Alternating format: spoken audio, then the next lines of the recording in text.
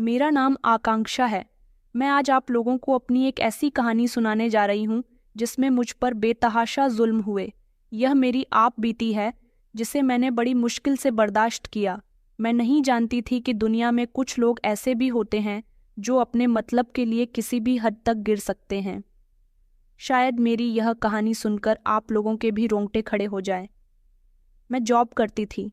मेरा इस दुनिया में मेरे पापा के अलावा कोई भी नहीं था। मेरे पापा ऑटो चलाते थे। घर के हालात बहुत खराब थे।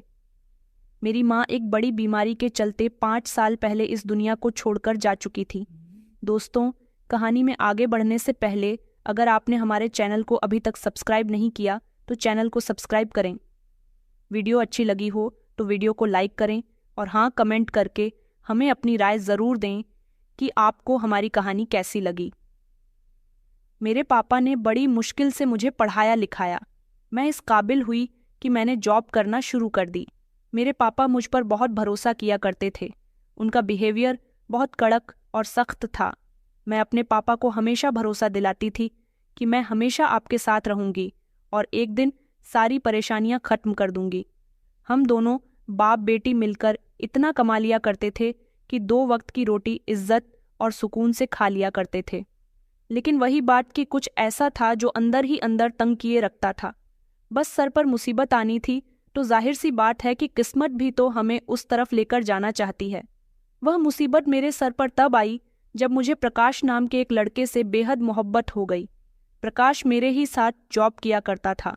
हम दोनों एक ऐसी कंपनी में लगे हुए थे जहां पर हमें लोगों को फिटनेस के बारे में बातें बतानी होती थीं। नौकरी करते करते ही मुझे उससे प्यार हो गया था क्योंकि पहले हम दोनों के बीच दोस्ती हुई थी। मैं वहां पर ज्यादा लोगों को जानती नहीं थी। प्रकाश एक ऐसा लड़का था जिसका बिहेवियर बहुत अच्छा था और मुझे उसका बिहेवियर बेहद पसंद आया तो मैं उसकी दीवानी हो गई। वह भी मुझसे बहुत प्यार करता था। हम दोनों ज्यादातर एक दूसरे के साथ रहते थे, इसलिए एक दूसरे को बहुत अच्छी तरह से जान गए थे। मगर कहते हैं ना कि कितना ही हम किसी के साथ अच्छा समय गुजार लें, लेकिन जब इंसान नीयत बदलता है तो शायद हम उसकी नीयत का अंदाज़ा नहीं लगा सकते कि उसके दिमाग में हमारे लिए क्या चल रहा है। मुझे इस कंपनी में नौकरी करते हुए अभी 6 महीने हुए थे। प्रकाश वहां पर मुझसे 1 महीने पहले ही नौकरी करने के लिए आया था। फिलहाल जिंदगी इसी तरह से गुजर रही थी जब किसी से मोहब्बत हो जाती है और वह लगभग दिन में ज़्यादातर समय आपकी नज़रों के सामने होता है तो आपको वह जिंदगी और वह लम्हे बहुत अच्छे लगने लगते हैं। घर आते ही मुझे सबसे पहले अपने पापा के लिए खाना बनाना होता था क्योंकि पापा बड़ी मेहनत से दिन के हज़ारों रुपए कमाया करते थे, जिसमें से 300 उन्हें ऑटो के मालिक को देने होते थे। क्योंकि ऑटो मेरे पापा का नहीं था, वह किराए की गाड़ी चलाते थे। मुझे भी नौकरी करते हुए थोड़ा ही समय हुआ था, इसलिए मेरी सैलरी भी बहुत कम थी। इस बढ़ती हुई महंगाई के समय में मैं सिर्फ 20,000 रुपये महीना की जॉब पर लगी थी क्योंकि इससे ज़्यादा सैलरी की जॉब मुझे कहीं मिल ही नहीं रही थी। प्रकाश और मैं एक दूसरे से फ़ोन पर खूब बातें भी किया करते थे और सारा दिन भी ज़्यादातर हम दोनों को एक साथ ही गुजरता था, इसलिए हम दोनों को एक साथ रहने की और बातें करने की आदत हो गई थी। प्रकाश मुझसे शादी की बातें किया करता था। मैं भी यही चाहती थी कि मेरी शादी प्रकाश के साथ हो, लेकिन एक दिन पापा ने मुझे एक ऐसी बात बताई जिसे सुनकर मेरे होश उड़ गए थे। पापा कहने लगे कि तेरा कोई अच्छा रिश्ता मिल जाएगा तो मैं तेरी शादी कर दूंगा। आखिर तू कब तक नौकरी करती रहेगी? मैं तो अकेला हूँ और सारी जिंदगी मुझे अकेले ही गुजारनी है। मगर मैं तेरी शादी किसी सरकारी ऑफिसर से ही करूँगा। पहले कहते थे कि तू जवान है, खूबसूरत है। ऐसी लड़कियों को आसानी से अच्छे रिश्ते मिल जाते हैं। पापा की बात सुनकर मैं चौंक गई थी। मैंने कहा, पापा, ये आप क्या कह रहे हो? ज़रूरी नहीं है कि जिस लड़की की शक्ल अच्छी हो उसे गवर्नमेंट जॉब करने वाला लड़का ही मिलता है। पापा ने मेरी बात को बीच में रोकते हुए कहा कि लड़का नहीं, गवर्नमेंट जॉब करने वाला आदमी। अगर मुझे तेरे लिए अच्छी नौकरी करने वाला लड़का या आदमी भी मिल गया तो मैं तेरी शादी उससे खुशी खुशी करवा दूंगा। मेरी वजह से सारी जिंदगी तेरी माँ बहुत परेशान रही। आखिर मैंने तेरी माँ को दिया ही क्या है? बेचारी को बड़ी बीमारी लग गई थी। अगर मैं अमीर होता तो उसका इलाज करवाता और शायद वह बच सकती थी, मगर मेरी गरीबी की वजह से तेरी माँ इस दुनिया से वक्त से पहले ही चली गई। अच्छी जिंदगी नहीं दे सका। मेरी यही ख्वाहिश रहेगी कि या तो तेरी शादी किसी सरकारी ऑफिसर से हो या फिर किसी ऐसे बिजनेसमैन इंसान से हो जो बेहद अमीर हो, जिसकी करोड़ों की फैक्ट्रियां हो, दौलत शोहरत उसके कदम चूमती हो, क्योंकि मैं अपनी बेटी को सारी जिंदगी की खुशियां देना चाहता हूँ। मैंने कहा कि पापा, ज़रूरी तो नहीं कि अमीर इंसान के पास ही सबसे ज़्यादा खुशियां होती हैं। पापा कहने लगे कि हाँ बेटा, अमीर इंसान अपने रुपये पैसे की ताकत से सब कुछ खरीद सकता है, इस दुनिया जहान की एक एक खुशी भी खरीद सकता है, मगर गरीब इंसान कुछ नहीं कर सकता। गरीब इंसान सिर्फ दूसरों को खुश होता हुआ देखकर दूर से ही खुश हो सकता है और वह अपना दिल मार सकता है। उसे तो इतनी भी इजाज़त नहीं होती कि वह अपनी खुशी को पूरा करने के लिए अमीरों के करीब भी चला जाए। अमीर लोग सिर्फ अमीर लोगों से ही संबंध रखते हैं। इस दुनिया में गरीबों का कोई भी नहीं है। यही वजह है कि मैं चाहता हूँ कि मेरी बेटी की शादी अमीर परिवार में हो, ताकि तुझे इस घर में जो खुशियाँ पहले ना मिल सकीं, आगे भी तू उन खुशियों के लिए ना तरसे। तेरी शादी अच्छे घर में हो जाएगी तो तुझे किसी चीज़ के लिए तरसना नहीं पड़ेगा। मैं चाहता हूँ कि मेरी बेटी को हर खुशी मिले जिनकी तू हकदार है। मैंने कहा, पापा, ज़रूरी तो नहीं कि इंसान को सारी जिंदगी की खुशियाँ ना मिले तो वह अधूरा रह जाता है। पापा कहने लगे कि बेटा, तुम मुझसे इतने सवाल क्यों कर रही है? बस जैसा मैं चाहता हूँ मैं वैसा ही करूँगा, चाहे जो हो जाए। पापा की बातें सुनकर तो मुझे ऐसा लग रहा था कि पापा मेरा अच्छा नहीं चाहते। वह चाहते हैं कि वह मुझे किसी अमीर इंसान के हवाले कर दे। वो यह नहीं सोच रहे कि उनकी बेटी की खुशी किस में है। गवर्नमेंट जॉब करने वाला इंसान अच्छा खासा उम्रदार होता है। मुझे तो डर लगता था कि कहीं पापा मेरी शादी किसी बूढ़े इंसान के साथ ना कर दे। कभी किसी दिन मेरे पापा का टकराव अगर किसी ऐसे इंसान से हो गया जो अमीर हो और कुंवारा हो, तो पापा मेरी शादी उसके साथ करने का फैसला फौरन ही ले लेंगे, यह सोचे बिना कि उस अमीर इंसान के साथ उनकी बेटी खुश रहेगी भी या नहीं। शादी करने के लिए दो दिलों का मेल होना बहुत ज़रूरी है। मैं तो प्रकाश से मोहब्बत करती थी। मेरी बात प्रकाश से हुई तो मैंने उसे अपने पापा की सोच के बारे में सब कुछ बता दिया था। मेरी बात सुनकर पहले तो प्रकाश को बहुत गुस्सा आया था, लेकिन बाद में वह कहने लगा कि मुझे अब तुम्हारे पापा से डर लगने लगा है। देखो, मैं जल्दी ही तुमसे शादी करना चाहता हूँ। मैंने कहा, मगर ऐसा कैसे हो सकता है? वह कहने लगा कि तुम चाहो तो मैं अपने पेरेंट्स को तुम्हारे घर भेज सकता हूँ, मगर तुम कह रही हो कि तुम्हारे पापा चाहते हैं कि वो तुम्हारी शादी किसी अमीर लड़के से करेंगे। मुझे नहीं लगता कि तुम्हारे पापा मेरी शादी तुम्हारे साथ होने देंगे। मैं भी तो तुम्हारी ही तरह 20,000 रुपये महीना कमाता हूँ। तुम्हारे पापा मेरी सैलरी के बारे में सुनते ही हम दोनों को अलग कर देंगे और तुम्हारी शादी किसी और के साथ कर देंगे, और ऐसा मैं होने नहीं दूंगा। मैं तुम्हें किसी और का होते हुए नहीं देख सकता। मैं सिर्फ तुमसे प्यार करता हूँ और तुम्हारी शादी मुझसे ही होगी। मैंने प्रकाश से कहा कि शादी तो मैं भी तुमसे ही करना चाहता हूँ। प्रकाश कहने लगा, तो फिर तुम मुझसे शादी क्यों नहीं कर लेती? देखो, तुम अपने पापा का घर छोड़ दो, मेरे साथ भाग चलो। हम दोनों एक दूसरे के साथ बहुत खुश रहेंगे।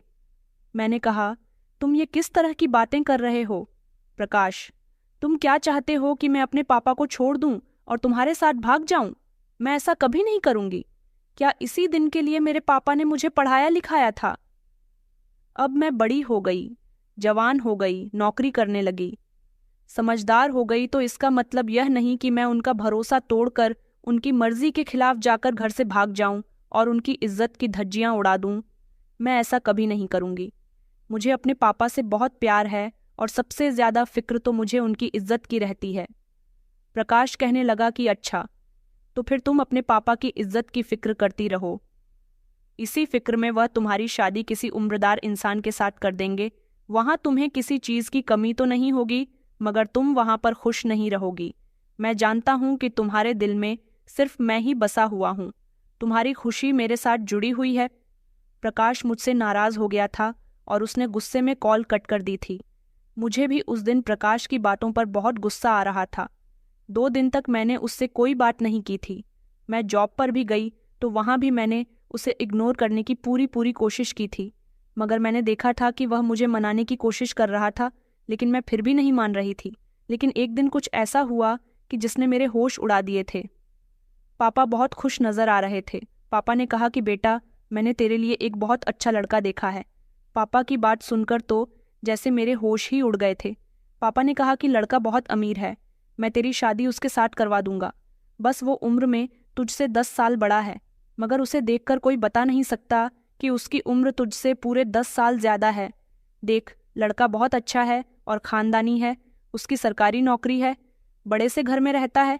लड़के वालों को सिर्फ खूबसूरत लड़की चाहिए और पढ़ी लिखी भी, बाकी उन्हें दान दहेज भी नहीं चाहिए। और मेरी बेटी खूबसूरत भी है और पढ़ी लिखी भी है। कल वो लोग तुझे देखने के लिए आ रहे हैं, इसलिए तू कल अपनी जॉब पर मत जाना और अच्छे से तैयार हो जाना। अपनी कुछ सहेलियों को बुलाकर उनके साथ मिलकर नाश्ता भी तैयार कर लेना। पापा की इस बात पर मुझे बहुत गुस्सा आया था कि वो इतनी जल्दबाजी क्यों कर रहे थे। वो एक बार मुझे सोचने का मौका भी तो दे सकते थे। रात के टाइम पर मैं अपने कमरे में अकेली लेटी हुई थी। पापा के कहे हुए शब्द बार बार मेरे कानों में गूंज रहे थे कि कल तुझे लड़के वाले देखने आ रहे हैं। मैं उन लड़के वालों का सामना कैसे करती? भले ही मैं प्रकाश से नाराज थी, मगर मुझे उसकी बहुत याद आ रही थी।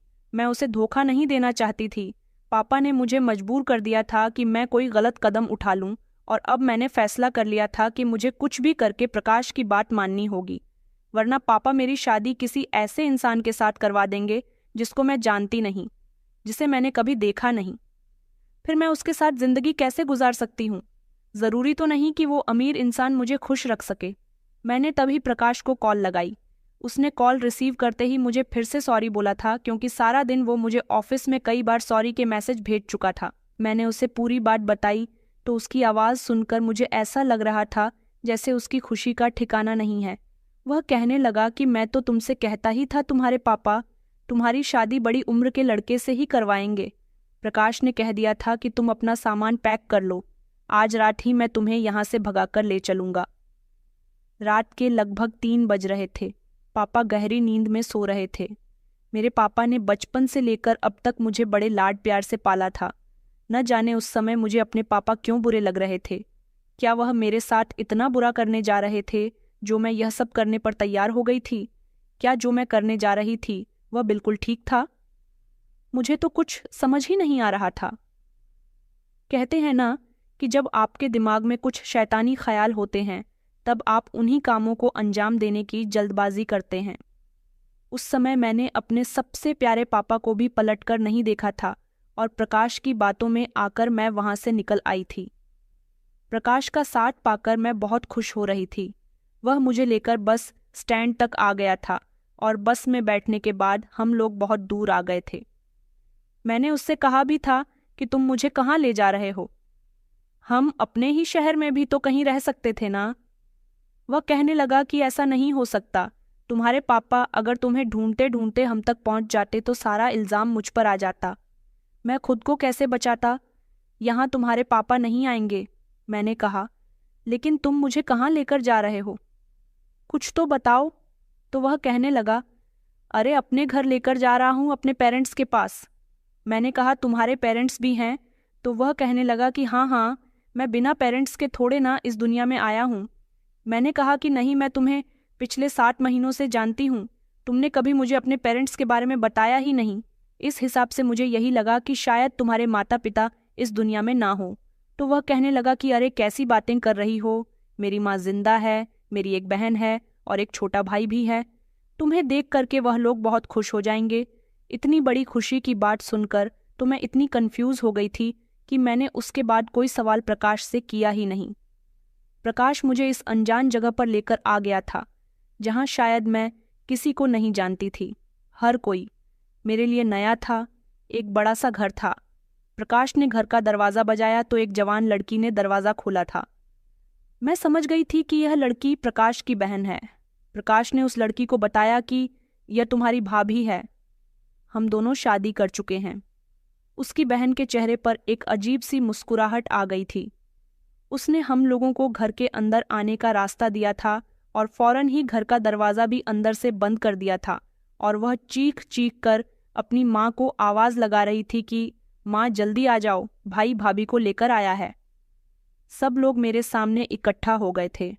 घर में मेरा बहुत अच्छे से वेलकम किया गया था, मगर एक अजीब बात यह थी कि प्रकाश का घर भी अच्छा था। उसके घरवाले भी अच्छे थे, तो फिर वह दूसरे शहर में जाकर 20,000 रुपए की नौकरी क्यों कर रहा था? वह चाहता तो अपने शहर में भी कोई नौकरी कर सकता था या फिर किसी और तरीके से किसी काम को अंजाम दे सकता था। उसे इतनी दूर जाकर पैसा कमाने की क्या ज़रूरत थी? फिलहाल इस सवाल को मैंने उस समय इग्नोर किया था, क्योंकि मेरी खुशी के तो ठिकाने नहीं थे।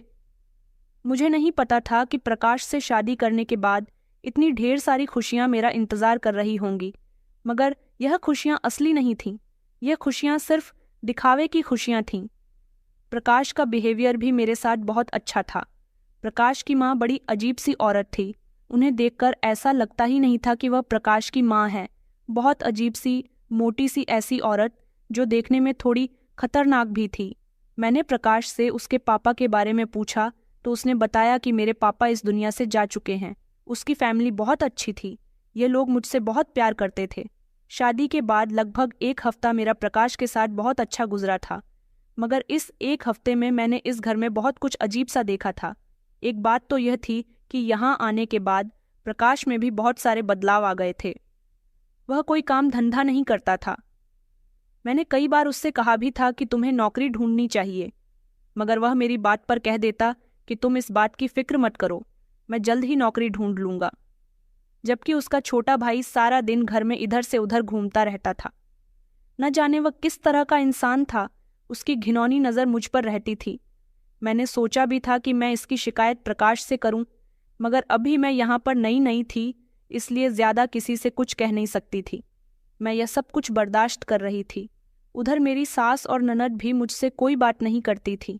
यह लोग सिर्फ अपने काम से काम रखती थीं और हर रात प्रकाश मुझे कमरे के अंदर बंद करके कहीं चला जाता था, क्योंकि कई बार ऐसा हुआ था कि जब रात में मेरी आंख खुली थी तो मुझे प्रकाश कहीं नज़र नहीं आया था, और जब मैं दरवाजे तक पहुंचती तो दरवाज़ा बंद होता था।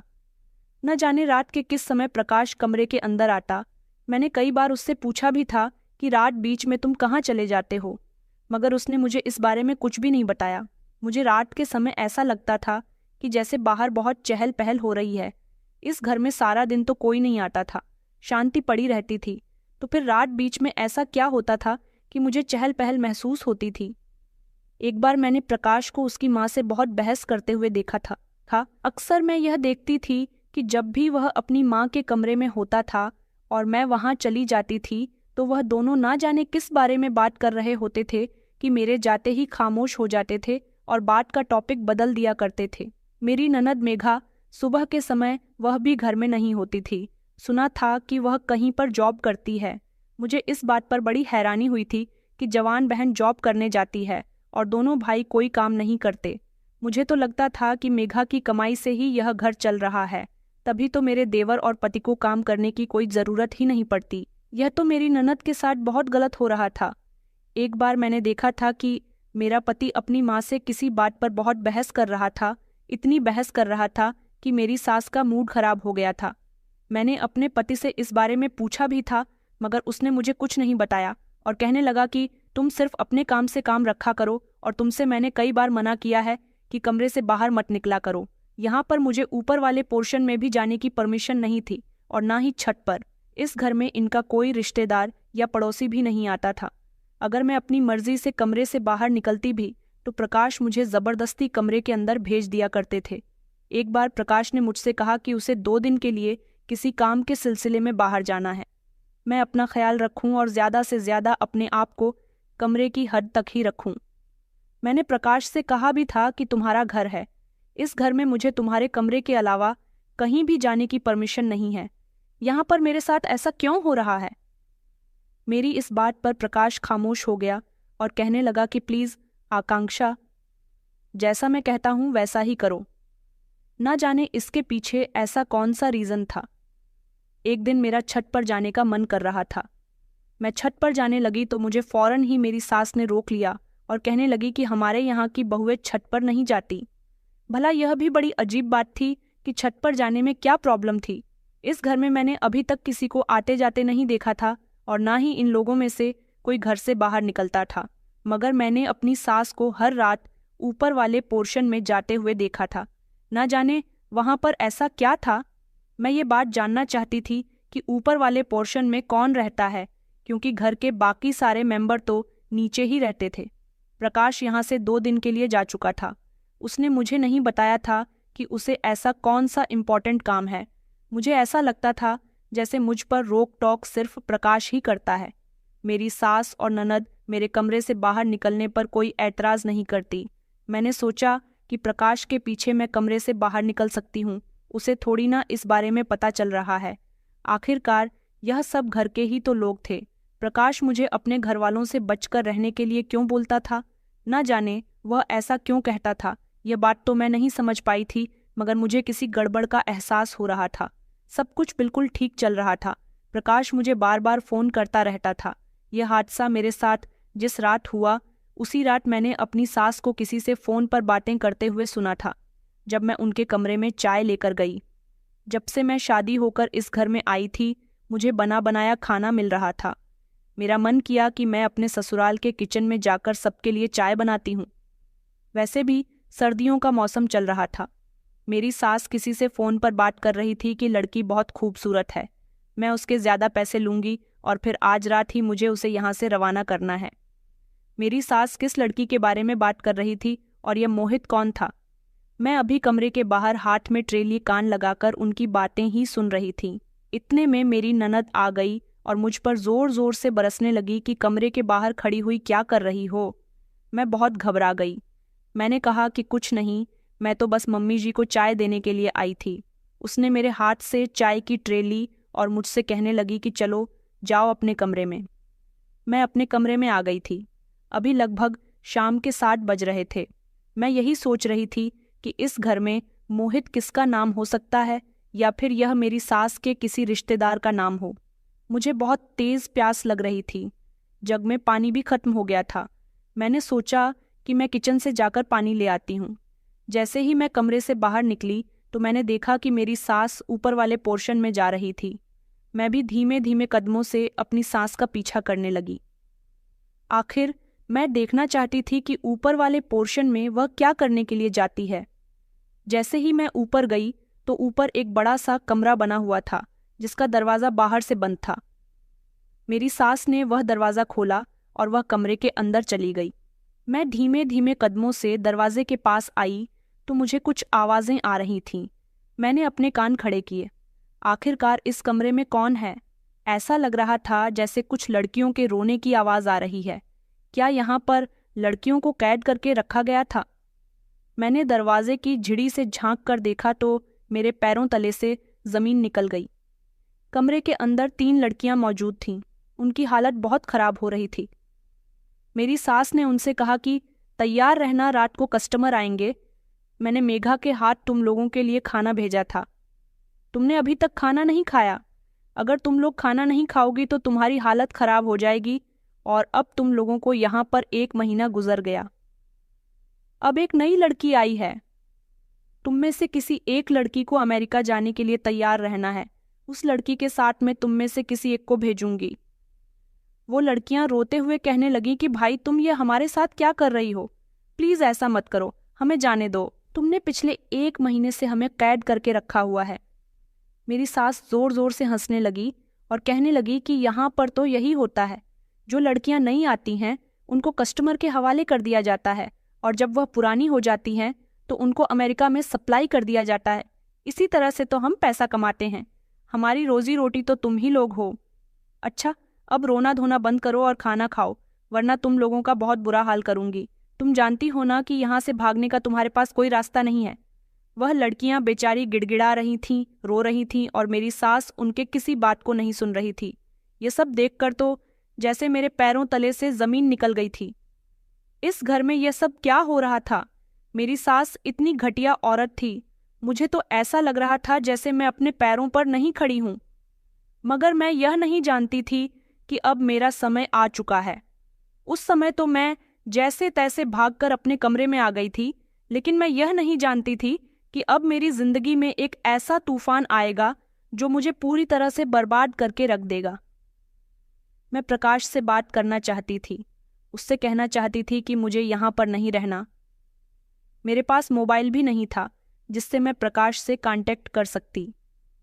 अब मुझे समझ आया था कि वह मुझे कमरे के अंदर रहने के लिए क्यों कहता था और बाहर चहल पहल क्यों होती थी। रात के समय यहाँ पर कस्टमर आते थे और इन तीनों लड़कियों को उनके हवाले कर दिया जाता था। इस तरह मेरी सास पैसा कमा रही थी। अभी भी मैं अपने कमरे में अकेली थी और यही सब सोच रही थी जब एक अनजान आदमी मेरे कमरे में घुसा चला आ रहा था। मैंने उसे चौंक कर देखा। मैंने कहा कि आप कौन हो? वह आदमी मुझे देखकर मुस्कुराया।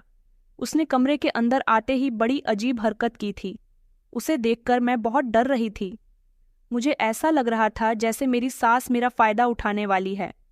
उसने कमरे का दरवाज़ा बंद कर लिया था, जिस पर मैं उस आदमी पर बरसने लगी।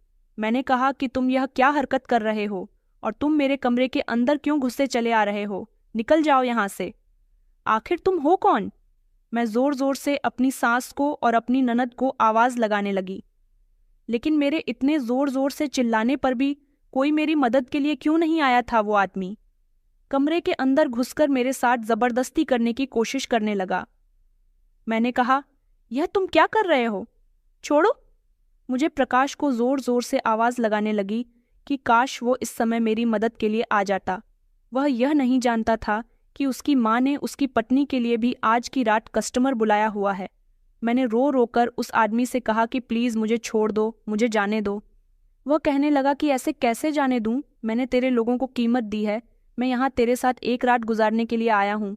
यहाँ पर मैं नहीं बल्कि बहुत सारे लोग आते हैं और यह घर नहीं है, ये एक तरह का कोठा है जहाँ पर यही धंधा होता है।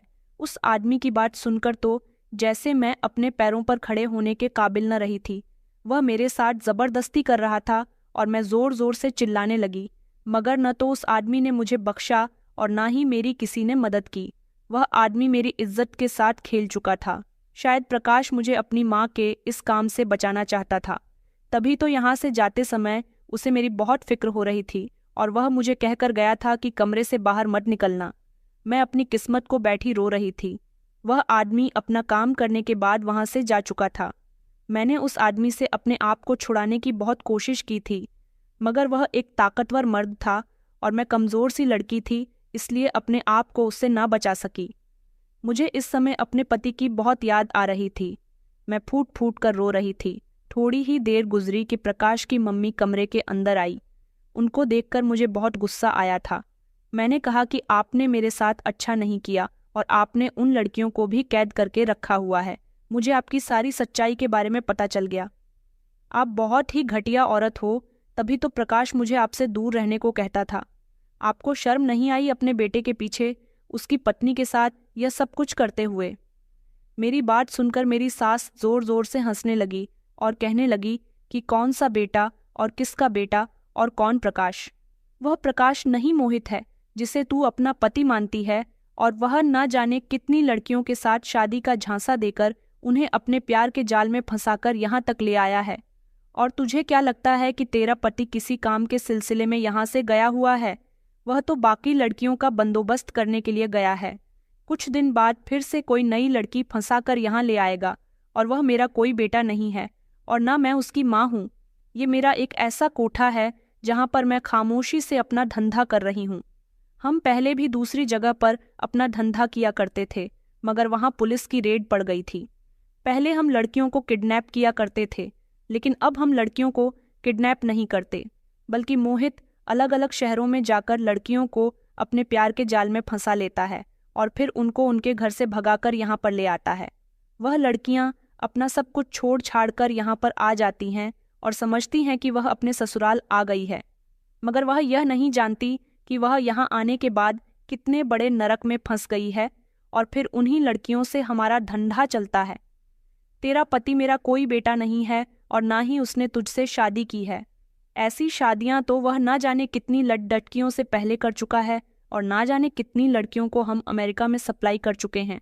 मगर तू नसीब की बहुत अच्छी निकली, उसे तुझसे मोहब्बत हो गई, तभी तो वह तुझे कस्टमर के हवाले नहीं करने देना चाहता था और हम लोगों की सच्चाई भी तुझसे छुपा रहा था। मगर अपने धंधे में हम किसी तरह की बेईमानी या कोताही बर्दाश्त नहीं करते। उसको मैंने बहाने से यहाँ से भेज दिया और अब उसके पीछे मैं तुझसे ढेर सारे पैसे कमाने वाली हूँ। इससे पहले वह यहाँ आकर तुझे बचा ले, मैं तुझे यहाँ से इतनी दूर रवाना कर दूंगी कि तू कभी उस जगह से वापस नहीं आ पाएगी।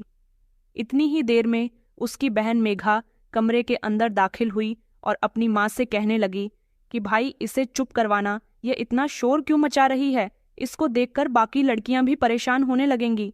इसकी आवाज़ अगर उनके कानों तक पहुंच गई तो वह भी रोना धोना डालने लगेंगी। उसकी बातें सुनकर तो जैसे मेरे पैरों तले से ज़मीन निकल गई थी कि आखिर यह किस लड़कियों की बात कर रही थी। क्या वह आदमी जो कह रहा था वह सब सच था?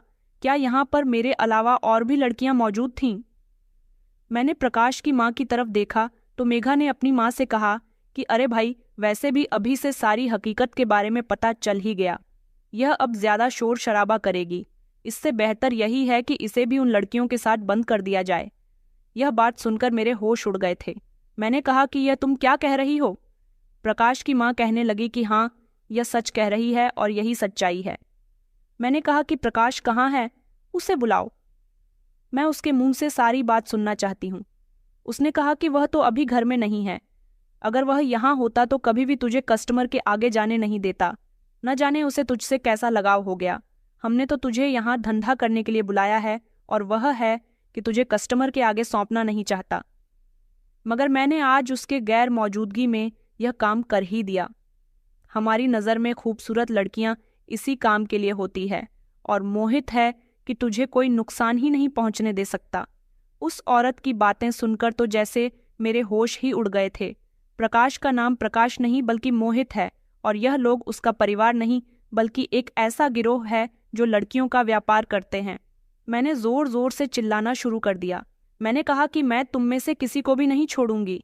मेरे जोर जोर से चिल्लाने पर यह बात उस औरत से बर्दाश्त नहीं हुई और उसने मेरे गाल पर एक जोरदार थप्पड़ मार दिया।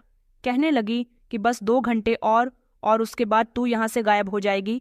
मैंने कहा कि प्लीज़ प्रकाश को बुलाओ, वह मुझे यहाँ से लेकर आया है, वहीं छोड़कर आएगा। मैं उसके साथ कभी नहीं रहना चाहती। मेरी यह बात सुनकर वह हंसने लगी और कहने लगी कि यहाँ पर आने का रास्ता है मगर यहाँ से जाने का कोई रास्ता बना ही नहीं है। मैं मन ही मन अपनी किस्मत को कोस रही थी। प्रकाश कितना घटिया इंसान था। उसने अपना नाम पहचान सब कुछ बदलकर मुझसे मुलाकात की थी। इसका मतलब यह था कि वह यहाँ मुझे ही नहीं बल्कि और भी लड़कियों को लेकर आ चुका है और वो सारी ही लड़कियों से मोहब्बत करती थी। मैंने उस इंसान की खातिर अपने पापा को छोड़ दिया। मुझे इस समय अपनी गलती का बहुत पछतावा हो रहा था कि मुझे अपने पापा की बात मान लेनी चाहिए थी। अगर मैं उनकी मर्जी के मुताबिक शादी कर लेती तो शायद आज मुझे यह दिन ना देखना पड़ता। प्रकाश के खातिर मैंने क्या कुछ नहीं किया। वह तो इतना घटिया इंसान निकला कि उसके बारे में सोचकर भी मुझे घिन महसूस हो रही थी।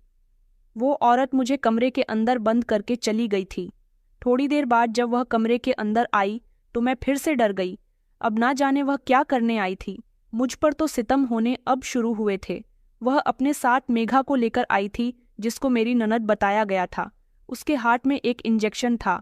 मैं उसे देखकर डरने लगी। भाई ने कहा कि चल उठ जा, अब तेरे जाने का समय आ गया। मैं जोर जोर से रोने लगी।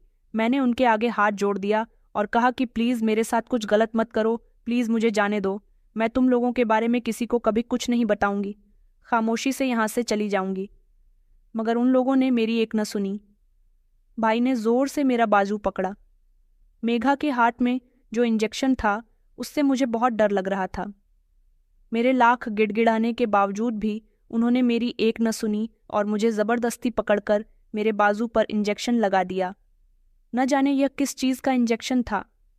मैं चीखती रही, चिल्लाती रही। थोड़ी देर गुजरी कि मेरी आंखों के सामने अंधेरा छाने लगा और फिर मैं बेहोश हो गई। न जाने मेरे बेहोश होने के बाद इन लोगों ने मेरे साथ क्या क्या किया था और मैं कब तक बेहोश रही, क्योंकि मैं कुछ नहीं जानती थी। लेकिन जब मुझे होश आया था तो मैंने देखा कि मैं किसी ऐसे कमरे में मौजूद हूँ जिसे देखकर ऐसा लग रहा था जैसे कोई लैब है। मैं घबराकर उठी। मैंने देखा तो मेरे बराबर में एक और लड़की लेटी हुई थी। यह लड़की तो वही थी जिसको मैंने घर के ऊपर वाले पोर्शन में भाई से बात करते हुए देखा था। इसका मतलब उस दिन लड़कियों से बातें कर रही थी कि तुम में से कोई एक लड़की यहाँ से जाएगी। उस नई लड़की के साथ वह नई लड़की कोई और नहीं बल्कि मैं थी और अब मैं ना जाने कहाँ आ गई थी। मैं बेड से उतरकर ज़मीन पर आई तो मेरा पूरा शरीर कांप रहा था। मुझे अजीब तरह की कमज़ोरी का एहसास हो रहा था। मैंने इधर उधर देखा तो मुझे यहाँ कोई भी नज़र नहीं आ रहा था। मैंने जल्दी से उस लड़की को जगाने की कोशिश की कि शायद यह लड़की भी मेरे साथ साथ बेहोश थी, मगर इस लड़की को होश ही नहीं आ रहा था। कमरे का दरवाज़ा भी बाहर से बंद था। मैं अपनी किस्मत को रो रही थी कि अब न जाने आगे मेरे साथ क्या होने वाला है, न जाने मैं कहाँ आ गई हूँ। तभी अचानक कमरे का दरवाज़ा खुला और कमरे के अंदर एक डॉक्टर आया था। इस डॉक्टर ने ज़बरदस्ती मेरा हाथ पकड़ा और मुझे बिस्तर तक ले जाने लगा। इसने अपनी नर्स को इशारा किया तो उसने दोबारा से इंजेक्शन तैयार किया। इन लोगों को देखकर तो लग रहा था कि मैं अपने कंट्री में ही नहीं हूँ। शायद मुझे काफ़ी लंबे समय के बाद होश आया था। तभी तो मुझे बहुत कमज़ोरी महसूस हो रही थी। वो लड़की धीरे धीरे मेरे करीब आने लगी, मगर अब मैं यह इंजेक्शन नहीं लगवाना चाहती थी। ना जाने यह किस चीज़ का इंजेक्शन था। मुझे कुछ भी करके यहाँ से भागना था। यह कैसा लेप था। इसके ठीक सामने सड़क जा रही थी और यह दूसरी वाली लड़की तो अभी तक बेहोश थी। न जाने इन लोगों ने उसके साथ क्या किया था जो इसे होश ही नहीं आ रहा था। वो नर्स मेरे करीब आई और डॉक्टर ने मुझे पकड़ लिया ताकि मैं भाग ना जाऊं। वह लोग आपस में इंग्लिश में बात कर रहे थे। नर्स जैसे ही मेरे करीब इंजेक्शन लगाने के लिए आई तो मैंने नर्स के पेट पर इतनी जोर से लात मारी कि वह दूर जा गिरी थी। और यह डॉक्टर जिसने मुझे मजबूती से पकड़ा हुआ था, मैंने झट से उसकी कलाई पकड़ी और उस पर जोर से अपने दांत गाड़ दिए थे और मैंने झट से वहां से भागना शुरू कर दिया।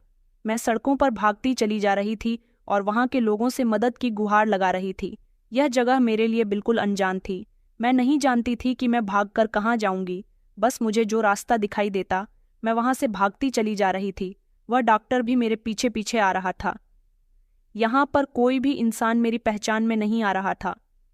काफ़ी दूर तक मैं भाग चुकी थी और फिर मेरी हालत खराब होने की वजह से मैं ज़मीन पर गिर गई। मैं ज़ोर ज़ोर से चिल्ला चिल्ला कर लोगों से मदद मांग रही थी जब एक गाड़ी मेरे करीब से गुजरी और उसमें मौजूद इंसान ने मेरा हाथ पकड़कर मुझे गाड़ी के अंदर खींच लिया। मेरे दिल में अभी भी बहुत डर था। मुझे लगता था जैसे आज मेरी ज़िंदगी ख़त्म होने वाली है। मैंने उस लड़की से कहा कि छोड़ो मुझे। उसने मजबूती से मेरा हाथ पकड़ लिया था। मैं ज़ोर ज़ोर से चीख रही थी, चिल्ला रही थी, मगर वह अपनी गाड़ी तेज़ रफ्तार से चलाकर मुझे एक ऐसी जगह ले आया था जिसके बारे में मैं नहीं जानती थी। मैं तो शायद इस पूरे शहर को ही नहीं जानती थी। उसने मुझे तसल्ली से बैठने के लिए कहा और कहने लगा कि घबराओ नहीं, मैं तुम्हारी मदद करने के लिए तुम्हें यहाँ पर लेकर आया हूँ। उसकी यह बात सुनकर तो मैंने गहरी सांस भरी थी। कोई तो था जिसने मुझसे यह कहा कि वह मेरी मदद करना चाहता है। फिर उस लड़के ने मुझे एक ऐसी बात बताई जिसे सुनकर मेरे होश उड़ गए थे। मुझे अपने कानों पर विश्वास नहीं हो रहा था। उसने बताया कि वह एक इंडियन पुलिस ऑफिसर है और यह जगह अमेरिका है। दरअसल पुलिस वालों को पता चला था कि दूसरे देशों के अलग अलग इलाकों से लड़कियां गायब हो रही हैं और उन लड़कियों को विदेश में सप्लाई किया जा रहा है, जिसमें सबसे पहला नाम अमेरिका का आता है। और उन बिकने वाली लड़कियों पर यहाँ पर एक तरह का एक्सपेरिमेंट किया जाता है। यहाँ कोई ऐसा साइंटिस्ट है जो अपनी दवाइयों का एक्सपेरिमेंट ऐसी जवान और खूबसूरत लड़कियों पर करते हैं जिससे यह बात साबित हो सके कि उनकी दवाइयाँ कितनी असरदार हैं। ऐसे काफ़ी सारे केसेस सामने आए हैं जिसमें लड़कियों की मौत हो गई है और वह मौत इसी वजह से हुई है कि एक्सपेरिमेंट ठीक न बैठने पर वह लड़कियां अपनी जान की बाजी खो बैठती है। और जब यहाँ पर उन लड़कियों की पहचान की गई तो वह लड़कियां इंडियन निकली। उन्हें यहाँ कौन लेकर आया, कैसे वह लड़कियां यहाँ तक पहुँची, इसी सब की इन्वेस्टिगेशन करने के लिए इंडिया से हमारी एक टीम यहाँ अमेरिका आई हुई है ताकि उन इंडियन लड़कियों के बारे में पता लगा सके जिनको यहाँ लाया गया है। हमारी टीम इस केस पर वर्क कर रही है। उधर इंडिया में भी उन लोगों का पता लगाया जा रहा है जो इस केस में शामिल है। यहाँ सबकी अलग ही पहचान है। जब मैंने तुम्हें सड़क पर चीखते हुए चिल्लाते हुए देखा और मदद के लिए पुकारते हुए देखा तो मैं तुम्हें देखते ही पहचान गया था कि तुम इंडियन हो, इसीलिए मैंने तुम्हें बचाया। अब तुम मुझे बताओ कि आखिर तुम क्यों सड़क पर भाग रही थी।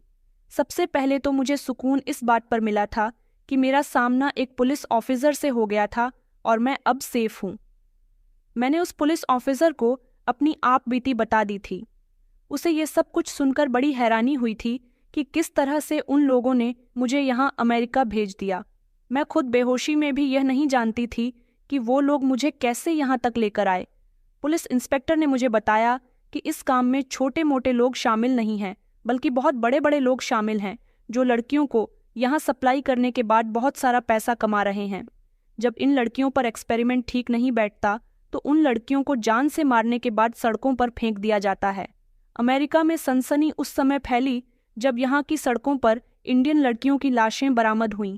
फ्लाइट से तो ऐसी लड़कियों को नहीं लाया जाता, बल्कि एक बहुत बड़ी गैंग है जिसने इस काम को अंजाम दिया हुआ है। पुलिस ऑफिसर मुझे अपने साथ पुलिस स्टेशन ले गए और वहां जाने के बाद मेरे सारे बयान रिकॉर्ड किए गए। मेरे पास जितनी भी इंफॉर्मेशन थी वो मैंने सारी की सारी ही पुलिस को दे दी थी। यहाँ ले जाने के बाद सबसे पहले मैंने उस डॉक्टर की पहचान बताई जिसको मैंने देखा था, और मैंने उनको यह भी बता दिया था कि अभी उनके पास एक इंडियन लड़की और मौजूद है। इस जगह पर मैं थी, उस जगह अफरा तफरी का माहौल हो गया था। अमेरिका में तो मैं जितने भी बयान दे सकती थी मैंने दे दिए, क्योंकि बाकी के सारे काम वहाँ की पुलिस को देखने थे। उसके बाद मुझे पुलिस ऑफिसर अपने साथ इंडिया ले आए थे, और फिर वहाँ आने के बाद मैं उन लोगों को प्रकाश के घर ले गई जहाँ पर इस काम को खुलेआम अंजाम दिया जा रहा था। प्रकाश और उसकी टीम को यही लगता था कि इन लोगों की सच्चाई कभी खुलकर सामने नहीं आएगी, क्योंकि अभी तक ऐसा हुआ ही नहीं था कि कोई भी लड़की उनके चंगुल से भाग निकली हो। उन सभी को अरेस्ट कर लिया गया था, और जो लड़कियां वहां पर मौजूद थीं उन लड़कियों के बारे में भी मैंने बता दिया था। पुलिस ने जब वह कमरा खोलकर देखा तो वहां पर उन्हें 4 लड़कियां मिली थीं। उन चारों लड़कियों के बयान लिए गए तो उन्होंने सब कुछ सच सच बता दिया था। प्रकाश और उसके गैंग ही इस काम में शामिल नहीं थी, बल्कि पूरे देश में न जाने ऐसे कई सारे लोग इस काम को अंजाम दे रहे थे। मगर वह यह नहीं जानते थे कि उन लड़कियों के साथ अमेरिका जाने के बाद कितना बुरा किया जा रहा था। अमेरिका के एक पागल साइंटिस्ट जो वहाँ के लोगों को बेवकूफ़ बना रहा था, वह अपनी दवाइयों से बूढ़े को जवान और जवान को बच्चा बनाने का दिखावा करता था। अभी तक उसकी कोई दवाई कामयाब नहीं बैठी थी, क्योंकि वह काफ़ी लंबे समय से इन लड़कियों पर एक्सपेरिमेंट कर रहा था। यह बेचारी लड़कियां ऐसे मर्दों की सताई हुई होती थी जिनके सामने इन्हें रात को छोड़ दिया जाता था, इसलिए इनके अंदर बहुत कमजोरी आ जाती थी और ये डॉक्टर की दवाइयों को बर्दाश्त नहीं कर पाती और इस दुनिया को छोड़कर चली जाती थी। ऐसी लड़कियां कई कोठों से अमेरिका ट्रांसफ़र हुई थीं। अब की बार उस डॉक्टर को बिल्कुल फिट लड़की चाहिए थी जो उसकी दवाइयों का असर झेल सके। मेरा ये लोग ज़्यादा इस्तेमाल नहीं कर पाए थे, इसलिए मुझे ज़्यादा कीमत पर अमेरिका भेजा गया था और उसे डॉक्टर ने क्लाइंट के हाथों बाई को मेरी मोटी रकम भेजी थी। वह डॉक्टर मुझ पर और उस लड़की पर भी इसी तरह के एक्सपेरिमेंट करने वाला था, मगर भगवान की कृपा से मैंने वहाँ पर शोर मचाना शुरू कर दिया और मैं मौके की तलाश करते हुए उसके लैब से निकल आई थी। पुलिस ने लोगों को अरेस्ट कर लिया था। अमेरिका से खबर आई कि उधर उस डॉक्टर और उसकी टीम को भी पकड़ लिया गया है और अमेरिका की सरकार ने उसे कड़ी से कड़ी सज़ा देने का वादा किया, क्योंकि हमारे देश की लड़कियों के साथ वहां उस डॉक्टर ने बहुत गलत किया। इधर काफ़ी सारे ऐसे गैंग का पर्दाफाश हुआ था जो इस काम में शामिल थे।